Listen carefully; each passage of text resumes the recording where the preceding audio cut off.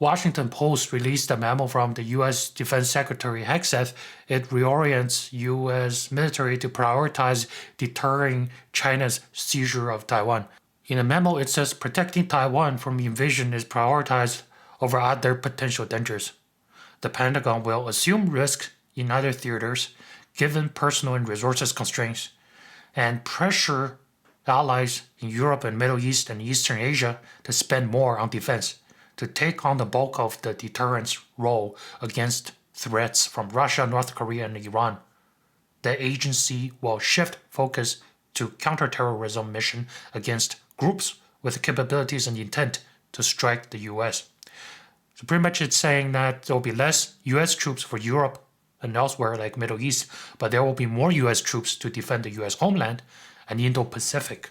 The memo says China is the department's sole pacing threat and the denial of Chinese fait-accompli seizure of Taiwan, while simultaneously defending the US homeland is the department's sole pacing scenario. While emphasizing support to deter a Chinese attack on Taiwan, the document also called for pressuring Taipei to significantly increase its defense spending. So why does the US want to protect Taiwan? The obvious reason is because of Taiwan Semiconductor, the most advanced semiconductor manufacturer in the world. There has been an effort of diversifying its manufacturing capabilities to locations outside of Taiwan, but currently 80 to 90% of its production capability remains in Taiwan. TSMC makes over 90% of the world's most advanced chips, like the 3nm chips that are used for both consumer electronics and defense. So the invasion of Taiwan could cause a disruption to global tech sector. Taiwan is also a key geographic asset in the Indo-Pacific region, sits in the first island chain. Now from the economics perspective, US can potentially gain a lot from this. Number one is arms sales during the conflict. If US prevents a swift takeover of Taiwan from China and turning this into a prolonged war, US can make money from Taiwan by selling them US weapons. For example, in the 3 years of Ukrainian war, the US government issued a lot of debt, sent a lot of money to Ukraine, approximately $175 billion, and the Ukraine used that money to purchase American-made defense product. So the money pretty much circled back to the military-industrial sector in America, boosting the American defense industry.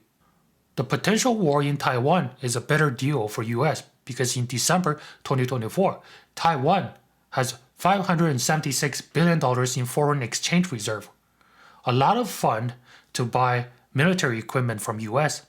It's a different situation than Ukraine, because just before the war in 2022, Ukraine's foreign reserve was only $31 billion.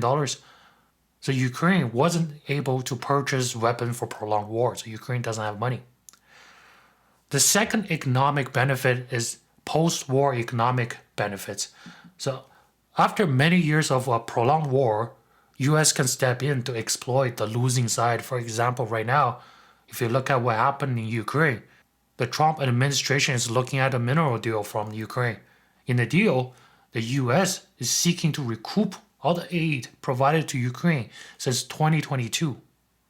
Right? So all those money went back to boost its military-industrial complex, while the Trump administration is also trying to get the money back from Ukraine. Right?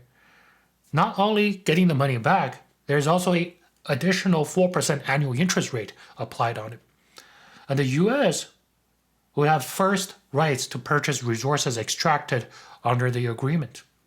The third economic interest that we have is pressuring its ally to increase its defense spending. But US pressures its allies to step up on their defense spending to take care of their own security in their own region. A lot of those money will be spent by an American defense product. This is because many of the US allies doesn't have a robust domestic defense industry. So they have to rely on US. And when they rely on US on its defense industry, it solidifies the military tie and dependency on US.